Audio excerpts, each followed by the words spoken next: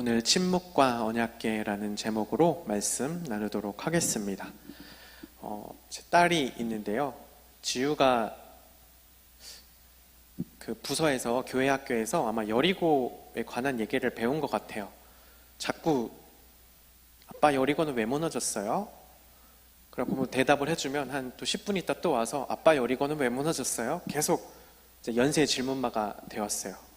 그래서 대답을 해주면 안 무너지고 하나님이 그냥 휙 날려서 지나면 되잖아요. 막 이렇게 막 물어보고 그 땅이 악에 가득하여서 그 땅은 무너져야 됐음을 이 아이에게 과연 난 어떻게 설명해야 할지 막 좀 어렵고, 그래서 좀 성경 동화 같이 읽으면서 또 해소하고 했는데 이 말씀을 또 나누게 되었네요.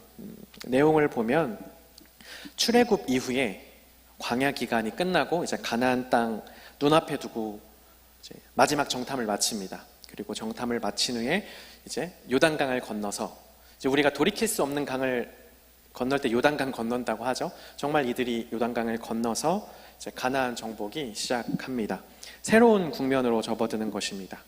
그들은 그 가나안 땅으로 반드시 돌아와야만 했습니다. 조상 아브라함이 갈대아 땅에 있을 때에 하나님께서 아브라함을 선택하시고 가나안 땅으로 인도하셨죠. 그런데 그곳에서 하나님께서 인도하신 그 가나안 땅에서 쭉 살지 못하고 그의 자손 중에서 야곱대에서 그 땅을 떠나게 됩니다. 이집트로 내려간 사이에 그 가나안 땅이 하나님을 믿지 않는 사람들이 큰 세력을 이루고 살아가는 곳으로 되어버린 것이죠. 이제 그 오랜 시간을 지내고 다시 그 땅으로 돌아오는 겁니다.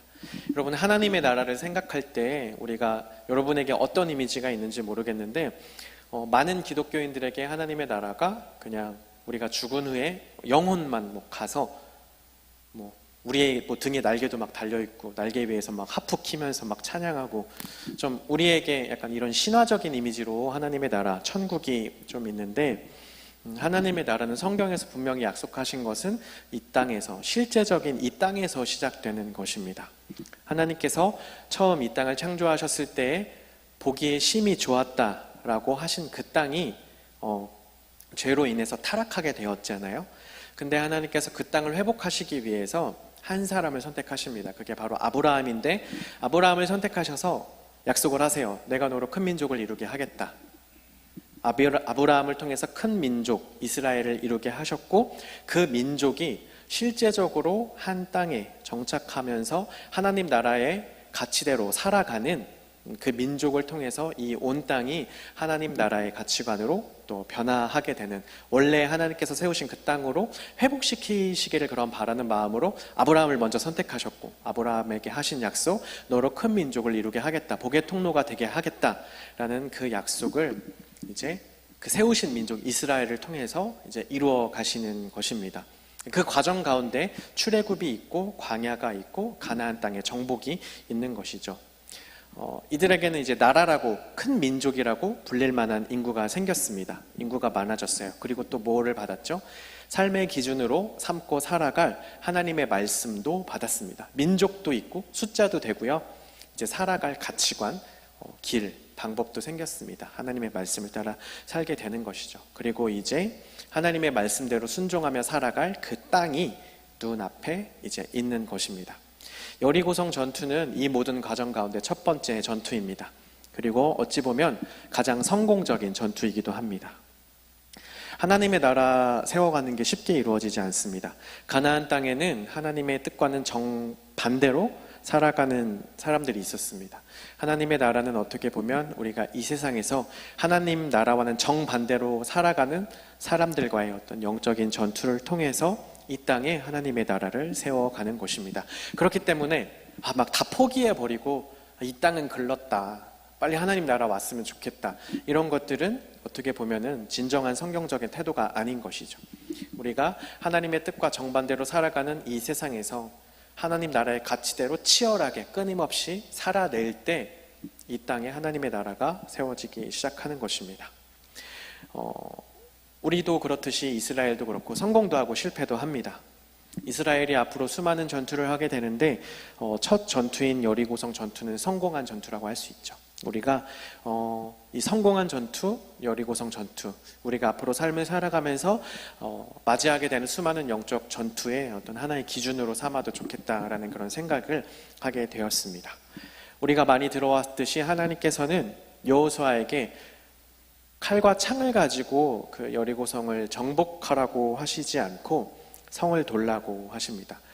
제사장이 앞서가고 그 뒤에 하나님의 언약궤가 따라갑니다. 그리고 제사장, 언약궤, 그리고 그 맨 앞과 맨 뒤에는 군사들이 함께하고 이렇게 성을 빙글빙글 도는 것이죠. 어떻게 하면 성을 공략할 수 있을지, 어느 부분이 약한 곳인지, 정탐해서 취약한 부분을 침투해라 이런 식으로 명령하시는 게 아니라 제사장, 언약궤, 이들을 지키는 군사들이 앞뒤로 여리고성을 빙글빙글 돌아라 말씀하십니다. 저는 이 본문을 보면서 이스라엘 백성들이 어떤 마음이었을까라는 궁금증이 좀 들었습니다. 나를 죽일지도 모르는 적군들이 성 위에서 보고 있겠죠? 이렇게 보고 있는데 그 성을 공격하지 않고 일주일이라는 시간 동안 그 성을 빙글빙글 도는 그 심정이 과연 어땠을까 생각해 봤습니다. 그 중에는 답답함을 느끼는 사람도 분명히 있었을 것이고요. 언제 공격할지 모르는 불안감도 분명히 있었을 것입니다. 이스라엘 사람들이 감정이 없는 사람들이 아니에요. 우리가 느끼는 답답함, 불안감 똑같이 느끼는 사람들입니다. 하지만 저는 성경을 묵상하면서 이와 같은 불안한 마음들보다, 어떤 답답한 마음보다 좀 중요한 것을 발견하게 되었는데 그게 10절에 있습니다. 10절을 다시 한번 읽어보았으면 좋겠는데 한번 10절을 읽어보도록 하겠습니다. 여호수아가 또 백성에게 명령하였다. 함성을 지르지 말아라. 너희 목소리가 들리지 않게 하여라. 한마디도 입 밖에 내지 말고 있다가 내가 너희에게 외쳐라 하고 명령할 때에 큰 소리로 외쳐라. 여기서 제가 발견한 중요한 것은 바로 침묵이었습니다. 침묵. 그리고 오늘 읽지는 않았기 때문에 성경이 나가지는 않겠지만 6절 말씀을 제가 한번 읽어볼게요. 눈의 아들 여호수아가 제사장들을 불러서 말하였다. 언약궤를 메고 서시오. 그리고 7 제사장은 제각기 7 순양 뿔 나팔을 들고 주님의 궤 앞에 서시오. 두 번째로 제가 발견한 것은 언약궤입니다. 제목을 침묵과 언약궤라고 잡았죠. 이 두 가지가 연결될 때 여리고성을 돌고 있는 이스라엘 백성들에게 참 귀한 시간이 되었겠다라는 그런 생각을 하게 되었습니다. 첫 번째로 침묵에 관해서 나누어 볼게요. 여러분 침묵해 보신 적이 있으신가요? 말 안 하는 거, 물리적으로는 말 안 하는 거, 얼마 동안 침묵을 해보셨나요? 연지가 5분이라고 했어요. 설교할 때도 끊임없이 얘기를 하고 속으로 막 꿍시렁 이렇게 하고 있나요? 5분도 사실은 좀 쉽지 않죠. 어떤 캐릭터를 갖고 있느냐에 따라서 5분 이상 말 멈추는 게 참 쉽지 않은 사람들이 있습니다. 저는 제가 제일 길게 말 안 해본 게 4일인데요. 4일은 이제 신대원에서 영성훈련 받을 때예요. 영성훈련 받을 때 그 훈련 수도원에 가면은 차도 어느 순간부터 못 올라갑니다. 그래서 중간에 내려서 걸어 올라가야 돼요. 그리고 이제 한 20명 정도가 돌아가면서 훈련을 받는데 방도 다 따로 잡습니다. 근데 내 방 옆에 다른 방이 있는 게 아니라 그 산속에 나무 밑에 방 하나, 그리고 또 한참 떨어져서 나무 밑에 방 하나, 이렇게 진짜 완전히 떨어져서 있어요. 근데 또 좀 무서워할 수도 있으니까, 밤이 되면 무서워할 수도 있으니까 그런 우려가 된다고 미리 말을 하는 사람들은 좀 실내에 이렇게 그래도 독방으로 이렇게 숙소를 마련해서 훈련을 받았습니다. 철저하게 하나님 말씀을 읽으면서 그리고 하나님과 대면하는 그런 시간을 갖는 거죠. 그래서 바위 위에 누워서 성경을 읽기도 하고, 더운 날이어서 시냇가에 가서 이제 맨발로 시냇가에 발을 담그고 환경을 오염시키면서 성경을 읽기도 하고, 산을 오르면서 읽기도 하고, 돌면서 막 하기도 하고, 그렇게 훈련을 했습니다. 정말 아무 소리도 없어요. 자연의 바람 소리, 밤 떨어지는 소리, 새가 이렇게 짹짹짹짹 짖는 소리, 이런 소리밖에 없습니다. 제가 첫날에는 그거를 못 경험했는데 둘째 날부터 조금씩 제가 깨닫게 된 것은 무엇이냐면, 세상의 소음이 완전히 차단되니까 자동차 소리, TV 소리, 컴퓨터 소리, 늘 귀에 꽂고 듣던 음악 소리, 그 모든 게 다 사라지니까 이제 내면의 소리가 들리더라는 거죠. 외부의 소리가 다 차단되니까 밖에 시끄러운 것들이 없으니까 이제 내 속의 소리가 들립니다. 제가 몰랐는데 내 속이 이렇게 시끄럽구나. 기도하려고 하는데 속에 막 계속 번잡한 생각들, 막 소리가 안에서 막 나와서 도저히 성경에 집중할 수가 없고 기도에 집중할 수가 없고, 세상의 소음이 딱 차단되니까 내가 지금 이렇게 시끄러운 내면을 가지고 살아가고 있구나라는 것을 알게 되었는데요. 그 가운데 하나님의 말씀을 대하면서, 하나님의 말씀을 통해 하나님과 대화하면서, 하나님과 만나면서 깨닫게 된 것은 침묵이라는 게 이렇게 중요하구나. 나의 소리를 내려놓고 온전히 하나님 말씀에 집중하고 하나님께서 나에게 뭐라고 말씀하시는지를 끊임없이 탐구하는 이 시간, 침묵의 시간이 너무나 중요했고 너무나 행복했습니다. 하나님께서 이스라엘 백성들에게 여리고성을 돌기 전에 아무 소리도 내지 말라는 것은 그냥 니네 조용해, 이런 게 아니라 나의 생각, 내 안에 있는 어떤 소음들, 생각과 불안, 답답함, 그런 것들 모두 다 내려놓고 하나님께만 온전히 집중하라는 명령입니다. 하나님만을 의지하라는 명령인 것이죠. 그리고 이어지는 말씀에 보면 이제 언약궤를 얘기했잖아요. 언약궤는 무엇을 의미할까요? 히브리서 9장 4절에 보면 이 언약궤 안에 뭐가 들어있는지를 잘 표현을 하고 있는데요. 온통 금으로 입힌 언약궤가 있고, 언약궤 안에는, 그 안에는 만나를 담은 금 항아리와, 만나는 이스라엘 백성들 출애굽하는 광야 시기에 그들을 배고프지 않게, 굶지 않도록 하나님께서 함께 하시면서 식량으로 채워주셨던 대표적인 게 만나입니다. 만나를 담은 금 항아리와, 그리고 싹이 난 아론의 지팡이. 이 아론의 지팡이는 또 뭐죠? 하나님께서 그곳에서도 함께 하시면서 기적들을 통해서 하나님께서 여전히 이스라엘 버리지 않고 내가 함께하고 계시다라는 것을 보여주는 또 하나의 상징이 바로 아론의 쌍난 지팡이입니다. 여러분, 지팡이 할 때 이렇게 끊잖아요, 위아래를. 그냥 뭐 살아있는 채로 지팡이를 삼을 수가 없으니까. 근데 이미 생명이 없어져 버린, 희망이 없어져 버린 그 말라버린 나뭇가지에 싹이 났다라는 거. 어떤 비참한 상황 가운데서도, 소망이 없는 상황 가운데서도 하나님께서는 싹을 틔우시는 분이시라는 것. 그게 아론의 쌍난 지팡이의 의미입니다. 그리고 마지막으로 들어있는 것은 언약을 생긴 돌판, 하나님의 명령. 하나님께서 너희들 앞으로 이렇게 살아라, 내가 너희와 함께 할 것이다, 이 말씀과 함께 너희와 동행할 것이다 말씀해 주신 이 만나, 아론의 쌍난 지팡이, 언약 돌판, 이 세 가지가 언약궤 안에 들어 있습니다. 이 세 가지는 하나님께서 출애굽 이후에 이스라엘 백성과 하나님께서 함께 하시겠다, 동행하시겠다라는 약속을 상징하는 것들인데요. 그렇다면 언약궤는 뭐예요? 하나님이 우리를 떠나지 않으시고 함께 하신다. 언약궤라는 것은 또 다른 별명이 있어요. 하나님의 발판이라는 겁니다. 발판.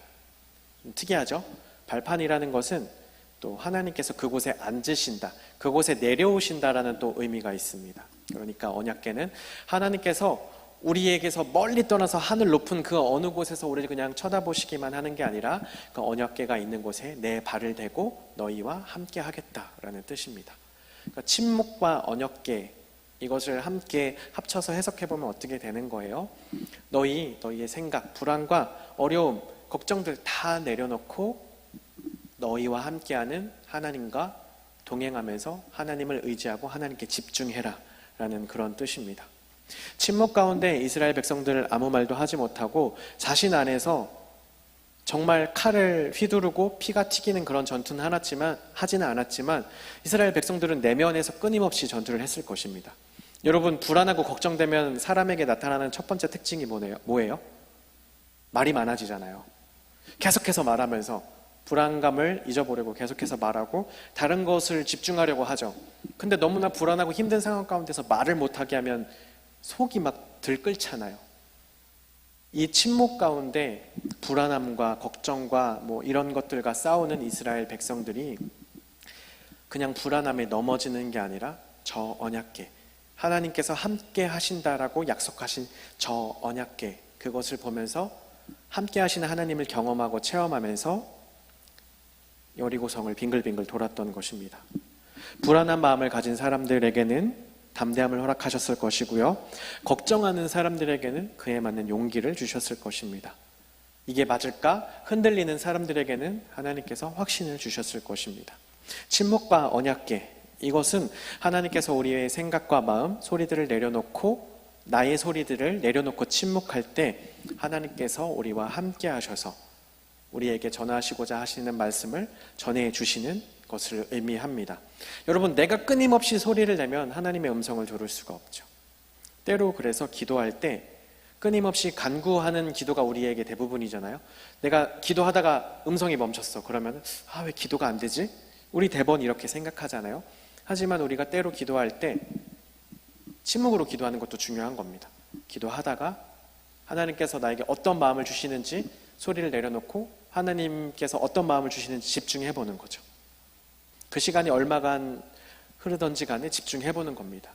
그러면 이제 우리 처음으로 다른 생각이 막 들 거예요. 내 안에 소음이 막 끌어오를 겁니다. 그때 주님 말씀해 주십시오. 주님 하면서 내 생각은 다시 흘려보내고 하나님께서 어떻게 말씀하시는지 오로지 하나님의 말씀, 성경을 지침 삼아서 성경을 읽으면서 나에게 뭐라고 말씀하시는지 침묵과 하나님의 말씀, 하나님의 함께 하시는 그 언약궤만을 가지고 하나님과 동행하는 겁니다. 이스라엘 백성들은 하나님의 나라를 세우는 첫 전투에서 침묵 그리고 하나님의 함께 하심을 통해서 이 전투를 치렀습니다. 성공했죠. 성공적인 첫 전투를 치렀습니다. 우리에게도 이게 필요한 겁니다. 힘들고 어려울 때 분주해서 막 말을 해요. 어떡하지? 누군가에게 음성적으로 말하지 않더라도 내 안에서 끊임없이 막 떠듭니다. 어떡하지? 이걸 어떻게 하면 좋을까? 누가 도와줄 수 있을까? 이거 어떻게 해결해야 되지? 계속 떠드는 거죠. 하지만 우리에게 정말 필요한 건 내 안의 소리를 좀 내려놓고 침묵 가운데 하나님께서 나에게 지금 뭐라고 말씀하시는지에 집중해보는 겁니다. 그냥 단지 소리를 조용히 하는 게 아니라 뭘 통해서요? 하나님의 말씀, 우리에게 임재하시겠다고 약속하신 그 하나님의 말씀, 성경을 통해서 침묵 가운데 성경을 통해서 하나님과 만나는 겁니다. 그때 우리에게 진정 필요한 말씀을 하나님께서 해주시고 우리가 진정 필요한 것을 얻게 되는 것입니다. 우리가 삶 속에서 이런 영적인 전투를 해나가기를 소망합니다. 하나님께 대항하는 세력들이 너무나 많은 이 땅에서 우리가 살아가는, 우리가 하나님의 나라를 세워갈 때 나의 생각을 내려놓는 침묵, 그리고 하나님의 음성에 귀 기울이는 언약궤, 이것이 우리의 삶 가운데 필요한 것입니다. 사람이 참 연약합니다. 이스라엘 백성들이 여리고성에서 침묵과 언약궤를 통해서 큰 승리를 거둬요. 정말 대단하죠. 여리고성 정말 큰 성입니다. 큰 성 여리고예요. 그런데 그 이어진 전투에서는 너무나 어이없게 패배를 합니다. 여러분, 기세라는 게 있어요. 한번 승리하면은 자신감이 있고 어떤 그 승리의 기세라는 게 있는데, 심지어 여리고성은 큰 성이고 아이성은 되게 작고 연약한 성입니다. 그냥 그 기세를 몰아가지고 하면 이길 수 있는 성인데, 아이성 전투에서는 크게 패배합니다. 정말 크게 패배해요. 아이성을 정탐했을 때 이렇게 보고합니다. 다 갈 필요도 없습니다. 우리가 그냥 좀 소수만 뽑아서 보내도 이길 겁니다 라고 합니다. 이런 정탐병들의 말을 듣고 소수만 보내고 크게 패배합니다. 어떻게 보면 소수만 보냈어도 승리해야 하는데 크게 패배하는 것이죠. 무엇이 달라졌습니까? 여리고성과 아이성 전투, 뭐가 달라진 거예요? 적의 힘은 훨씬 약해졌습니다. 달라진 건 이스라엘이 달라졌겠죠? 뭐가 달라졌어요? 침묵하지 않았습니다. 내 생각, 우리가 그냥 가서 봤을 때 그냥 이렇게 해서 이렇게 하면 이길 것 같다라는 내 생각을 내려놓지 못했습니다. 침묵하지 못했습니다. 그리고 그 다음 하나님의 음성에 귀 기울이지 않고 자기가 판단한 대로 내 안에서 나오는 나의 소리대로 했습니다. 침묵하지도 못했고 하나님의 말씀을 따르지도 못했습니다. 그랬을 때 질 수도 없는 그 전투에서 너무나 크게 패배합니다. 우리가 이렇게 살아갑니다. 바로 직전에 하나님의 음성을 듣고 큰 승리를 거두고 그 직후에 하나님의 음성을 듣지 않고 너무나 큰 패배를 해버리는 그런 일들을 우리가 삶 속에서 계속해서 경험하며 살아갑니다. 우리가 여기에서 기억해야 하는 것은 이 땅에 살아가면서 하는 하나님 나라의 전투는 칼과 창으로 세상의 생각, 내 생각, 경험으로 하는 게 아니라 내 생각을 내려놓고 하나님의 음성을 듣고 하나님의 말씀으로 하는 게 이 세상에서의 전투인 것입니다. 훨씬 강하고 큰 여리고성을 이길 수 있었던 것은 이스라엘 백성들이 강력한 군사력을 가졌기 때문이 아닙니다. 자신의 생각을 내려놓고 하나님의 음성을 들었기 때문에 승리한 거죠. 훨씬 작고 약한 아이성의 전투에서 패배한 것은 이스라엘의 물리적 힘이 약했기 때문이 아닙니다. 자신의 생각을 내려놓지 못하고 하나님을 의지하지 않고 자기의 능력대로, 자신의 생각대로 하려고 했기 때문인 것입니다. 여러분이 지금 치르고 있는 영적인 전투가 있습니까? 좀 우리가 살아가면서 뭔가 하나 정도는 내 큰 고민거리, 치열한 싸움거리들이 하나씩은 꼭 있잖아요. 여러분, 그것에 대해서 어떻게 지금 임하고 계십니까? 계속해서 내 안의 소리만 내면서, 내 속에서 지금 뭐라고 하는지에만 집중하면서, 아니면 세상에서 뭐라고 하는지에만 집중하면서 그 전투를 치르고 계십니까? 그렇다면 우리가 첫 번째 해야 할 것은 침묵입니다. 큰 소리를 내지 말아라. 아무 소리 내지 말아라. 언약궤와 함께 하시는 하나님이 지금 말씀을 통해 뭐라고 하시는지에 집중해라. 우리에게 첫 번째 필요한 스텝이 바로 이것인 것입니다.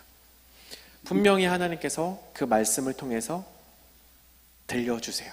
그것이 어떻게 보면 주일 설교일 수도 있고요. 여러분이 매일 하는 큐티일 수도 있습니다. 그리고 아니면 여러분이 매일 일정 분량의 성경을 읽고 있다면 그 성경을 통해서일 수도 있습니다.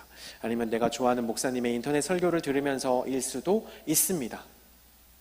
중요한 것은 내가 내 소리를 내려놓고 하나님의 말씀에 집중할 때, 내 소리가 잠잠해졌을 때 하나님께서 그때 말씀을 통하여 우리에게 음성을 들려주시기 시작하신다는 것입니다. 그리고 그 음성에서부터 우리가 전투에서 이길 수 있는 그런 실마리들이 풀려나가고 그 실마리들, 그 말씀에 순종할 때 우리가 승리할 수 있는 것입니다. 여러분, 침묵하기 참 어려운 시기입니다.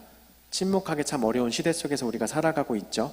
외부의 소음이 너무 많기 때문에 내 안에 정말 더 많은 소리들이 끊임없이 재생산되고 만들어지기 때문에 우리가 침묵하기 참 어려운 시대 가운데 살아가고 있습니다. 하지만 우리가 기도할 때조차도 끊임없이 하나님께 말하는 기도를 훈련을 해왔고 멈추지 않고 기도하는 것이 진정 기도 잘하는 것으로 우리가 생각을 해왔는데, 때로는 성경에서 말하듯이 내 소리를 내려놓고 하나님의 음성에 집중하는 그런 침묵의 훈련도 또한 우리가 해나가야 할 것입니다. 침묵 속에서 하나님의 말씀을 대할 때 하나님의 함께 하심을 경험하는 우리 청년부 되었으면 좋겠습니다. 이 코로나 시기가 특히나 그런 것 같아요. 여러분, 이 자리에 이제 예배위원으로 찬양팀으로 나온 청년들이 있지만 이제 이 자리에 나오지 않기 때문에 이 사람이 신앙을 어떻게 생활하는지 그 판단 지표가 하나 사라졌습니다. 이전에는 때에 맞춰서 이 자리에 나와서 찬양하고 예배하는 것만으로도, 빠지지 않고 주일에 나오는 것만으로도 아 그래 신앙생활 하고 있다라는 하나의 지표가 되고 그게 안심이 됐죠.